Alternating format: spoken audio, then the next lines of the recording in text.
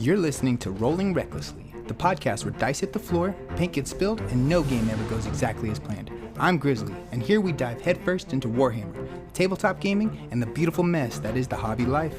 From epic crits to absolute disasters, we'll cover it all. So grab your minis, roll with me, and let's get reckless.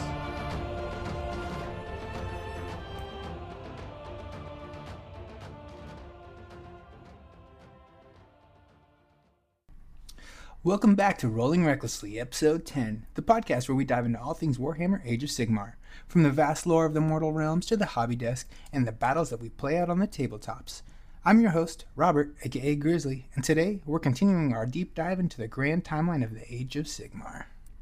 In our last lore episode, we left off with the Realmgate Wars. The Stormcast Eternals descend like thunderbolts from the heavens, breaking the chains of chaos, reforging lost alliances, and opening the way for Sigmar visions to take root. Alarielle was reborn in her war aspect. Cities were liberated, and for the first time in centuries, there was a glimmer of something more than just survival. But war, even when victorious, leaves scars. The mortal realms were still fractured, haunted by chaos, death, and destruction. Sigmar knew that if his people only fought, they would eventually burn out. What they needed was stability. They needed roots. They needed hope. And that's where our story picks up, the Seeds of Hope. This was more than just another campaign. It was Sigmar's gamble to turn a hard-won victories into a lasting foundation. The great God King looked beyond battles and dreams of permanence. Where Stormcast had opened pathways, mortals had planted banners. Where chaos had once corrupted, order would raise walls, temples, and even homes. This era was about building. And when out of those fragile efforts came the first great cities of the Age of Sigmar, places like Hammerhal, the twin-sailed city straddling two realms, became symbols of resilience and ambition. Free peoples, Dwarden, Elves, and the Stormcast all worked side by side, creating something that could stand against endless tides of chaos. These cities weren't just fortresses, they were beacons, proof that civilization could return. That hope could flourish, even in the shadow of the dark gods. But as with any new growth, there were thorns. Jealousies and rivalries simmered. Corruption and cults burrowed their ways into the foundations. Nature itself resisted at times. As not all groves welcomed the hammer and the plow, and beyond the walls, chaos watched hungrily, waiting for the right moment to strike again. So today, we're going to leaf through the Seeds of Hope and the rise of Sigmar's cities. We'll explore how this era shaped the mortal realms, what it meant for order to take the first steps towards stability, and why these fragile roots of civilization would prove so important for everything that followed. Because in the Age of Sigmar, hope isn't just an idea, it's a weapon, and sometimes the smallest of seeds can grow into something mighty enough to shake the realms themselves. When we talk about the Seeds of Hope, we're really talking about the first true attempt to rebuild civilization after the Realmgate Wars. The Stormcast could win victories, but Sigmar knew that victories meant nothing if the mortals had no homes to return to. And so the plan was simple but daring. Plant cities like seeds across the mortal realms, and defend them fiercely, and let hope grow from them. Each of these cities has its own origin story, its own identity, and its own struggles. Let's walk through them one by one. First up, we have Hammerhal, the twin-tailed city. Hammerhal is the crown jewel of the Seeds of Hope, a city like no other, because it's actually two cities, bound together by a realm gate.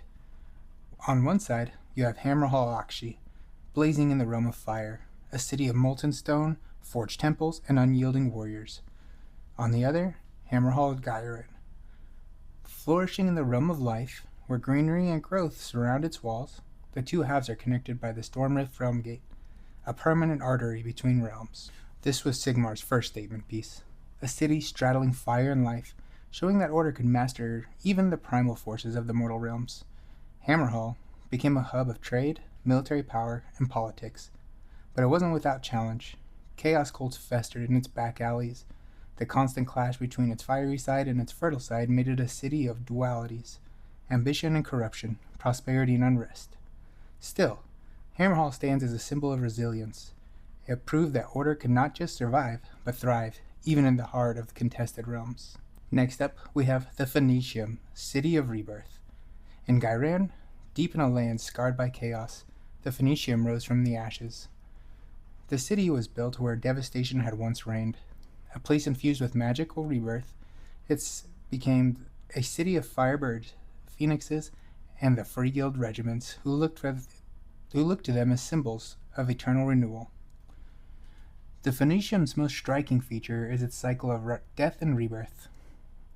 Legends say that when heroes fall in its defense, their sacrifice empowers those who remain, as the city itself refuses to die. The Phoenicium embodies the idea that life always rises again after destruction, that even in the darkest times, the flame of hope can be rekindled. But this also made it a target. Nurgle's forces despise the idea of rebirth, seeing it as a direct insult to his cycle of decay. They launched countless assaults on the Phoenicium, trying to snuff out its flame. Each time, the defenders rose anew, proving that rebirth wasn't just a metaphor, it was a living and burning truth. After that, we have Greywater Fastness, the Black Powder Bastion. Where the Phoenicium learned on rebirth and magic, Greywater Fastness relied on iron, industry, and sheer firepower. Also located in Ghyran, Greywater became the city of engineers, cannons, and black powder smoke. The Dwarden, particularly the dispossessed in the Ironweld arsenal, flocked here to build engines of war. The city was a fortress of artillery, cannons bristling from its walls, gunnery schools training the next generation of the engineers, and manufacturing turning out black powder weapons. Its armies could rain destruction across the battlefield like no others, but this strength carried at a cost. The relentless drive of industry often clashed with the natural spirits of Ghyran. Forests were stripped for timber, rivers polluted with runoff, and the Sylvaneth looked on with growing hostility. And in some ways, Greywater embodied the darker side of order, progress at any cost, even if it strained alliances with nature itself. Still, its cannon and its gun lines became a vital tool in holding back Chaos's incursions, proving that sometimes survival meant embracing steel over soil. The Living City. Harmony and tension with nature. Personally, this is my favorite. The most unique city of the Seeds of Hope was the Living City. Built in an alliance with Alarielle herself, unlike Greywater, this city was grown rather than built. Woven into the roots and branches of Ghyran's forest, mortals lived alongside the Sylvaneth, sheltered by wildwoods and warded by natural magics. For the first time, it was a dream of coexistence, man and spirit, industry and nature, life and order working together. But the alliance was uneasy. The Sylvaneth never truly trusted the mortals, especially those who chopped down trees or disrupted sacred groves. Many mortals feared that the Sylvaneth, in return, seeing them as alien and wrathful spirits. The Living City was born of both triumph and a tension point, a rare experiment in harmony that constantly threatened to unravel. And yet, it persisted. For many, the Living City represented the best of what the Seeds of Hope could be.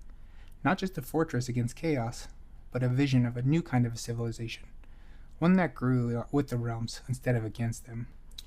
And why these seeds mattered, you ask? Each of these cities was more than just a settlement. They were symbols. Hammerhall showed ambition, the Phoenicium showed resilience, Greywater showed industry, and the Living City showed harmony.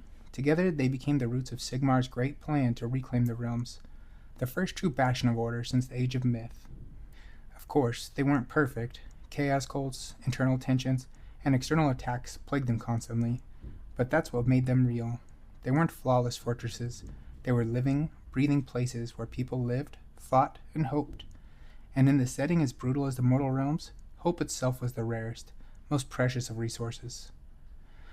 The Seeds of Hope were Sigmar's gamble. Against all odds, they endured. They proved that the Order wasn't just a dream, it was a reality worth fighting for. The Seeds of Hope were more than just forts and settlements. They were the start of something new, entirely in the mortal realms. Until this point, the Age of Sigmar had been about survival, battles, raids, endless campaigns. But with these cities, Sigmar and his allies proved that the mortal realms could be more than war zones. They could be civilizations. This was a huge narrative shift. Without stable cities, the mortal realms could always reset to square one after every victory. Armies could win a battle, then fade into the wilds again. But a city meant permanence. It meant trade routes, temples, blacksmiths, families, a place where people could live and not just fight. It was the difference between surviving and thriving. That's why the Seeds of Hope were so crucial. They laid the foundation for what we know called the cities of Sigmar. From Hammerhall's bustling markets, to Greywater forges, to the Living City's wild harmony, these places became more than military strongholds. They became centers of faith in Sigmar, engines of mortal progress, and symbols of life that could bloom even in the mortal realms scarred by chaos. But the rise of these cities also sowed tension. For every banner of hope planted, there was a shadow of corruption beneath it. Hammerhall's streets ran with trade, but also with occult activity. Greywater's cannons protected order, but poisoned Ghyran in the process. Even the living city, the closest thing to true harmony, was always one misunderstanding away from the Sylvaneth's wrath. And chaos never looked away. These cities were bright lights in a dark world. The bright lights that always drew attention. Every fortress was a target. Every wall was a challenge to be broken. Nurgle, in particularly, saw these seeds of hope as an insult to his dominion over Ghyran. He never stopped trying to corrupt them from within or overwhelm them from without. It's also worth pointing out these seeds of hope planted the seeds, pun intended, of later conflicts. The cities of Sigmar are bastions of immortal ambition, but that ambition often clashes with their own allies. Sylvaneth still hold grudges against Greywater fastness. Alarielle herself has complicated views of Sigmar's mortal empire, and even mortals, ambitious breeds greed, corruption, and politics. These cracks in the foundation remind us that even order is never fully united. So what do the Seeds of Hope really represent? To me, they embody the duality of the mortal realms. They're hope and danger, growth and decay, resilience and fragility all at once. They prove that the mortals can carve permanence out of chaos, but also that permanence itself creates new problems. And that's the beauty of this setting. Nothing is ever simple. The cities are victorious, yes, but they are also compromises. There are places where heroes rise, but they're also where cults whisper. They're proof that hope can grow, but also that hope must be defended against and again and again. So here's what I'll leave you with. Would you rather live in the walls of Hammerhall, surrounded by culture, politics, and corruption, but safe behind stone, or in the living city, where harmony with nature is possible, but trust is fragile? Would you choose the resilience of the Phoenicium, knowing tomorrow may bring another fire, or the firepower of Greywater, where progress costs the very land it stands on? The Seeds of Hope remind us that growth always has a price. From the sprouts to strongholds, these cities become the backbone of order, and the first glimpse of what's lasting an Age of Sigmar might look like. And that brings us to the end of today's episode. We've walked through the Seeds of Hope, from fragile plants planted in the ashes of war, to the great bastions that became the backbone of order in the mortal realms. For me, these stories always feel like a reminder that even in the darkest of times, hope can still take root. Just like in a garden, those roots need tending, because left unchecked, weeds like greed, corruption, and chaos cults can grow just as fast as hope does. But from sprouts to strongholds, the Seeds of Hope show us what resilience really looks like, but also that price that resilience demands. Before I go, quick reminder, our Nurglings giveaway is still alive, but only until October 1st. I'll be drawing the winner at the end of the night and reaching out directly on Instagram. So if you haven't entered yet, don't wait. Head over to Instagram, check out rolling_recklessly_podcast for all the details and your chance to grab a free box of Nurglings. I'd also like to hear your thoughts on today's episode. Which city would you call home in the mortal realms? Hammerhall? Phoenician? How about Greywater? And the fragile harmony of the living cities? Drop me a message or tag me. I always enjoy hearing the stories and your takes on the lore. And don't forget, the podcast is also now live on YouTube, so if that's your platform of choice, come check us out there too. Until next time, may your crits be high, your paint never dry, and your rolls ever reckless.